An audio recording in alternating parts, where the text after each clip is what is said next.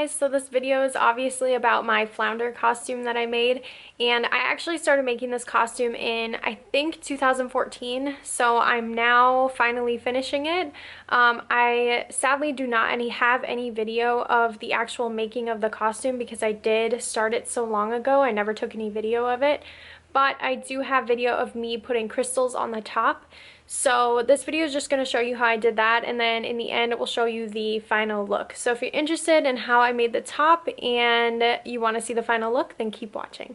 Also, if you guys like this video, please give it a thumbs up and subscribe to my channel. I'm just starting out on YouTube and would appreciate it so much if you did that.